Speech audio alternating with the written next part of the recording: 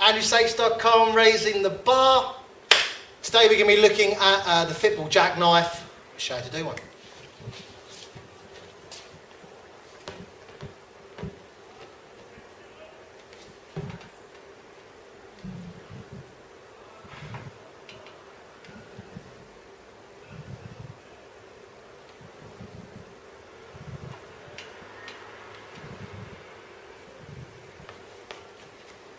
Lovely, so what this exercise is really effective at, excuse me, is as an excellent sort of core type activity. It's working your abs, it's working your stabilizers, also at the same time, it's really helping your control as well, your hand-eye coordination. When you're putting yourself in this position, what's very important all the way through, you're keeping your bum tight, but also you're keeping your hips low.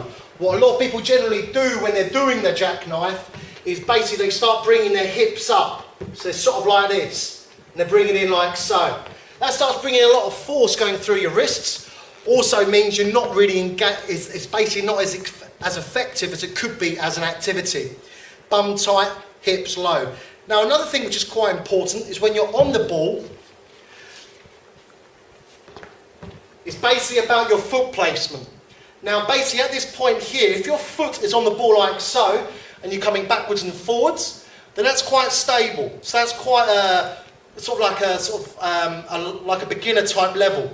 If, for instance, you're finding the activity quite easy, the more it goes onto your toe, i.e. the more your body has to stabilise, the harder it becomes. So it's very important as you start progressing actually where your feet are on the ball, thus making it a lot more difficult. What I find with some people, some clients, when they're doing this activity, start getting pains in their wrists, i.e. with their hands on the bench. If that is the case, what I've found with a lot of clients is that if they use dumbbells, like so, and come in, that can actually help to alleviate the pain because of the angle suddenly of the wrists. So that might be an issue which you might want to try out if, for instance, you start getting a little bit of discomfort in the wrist. If it continues, certainly go and speak to a physio or get some other medical opinion on that.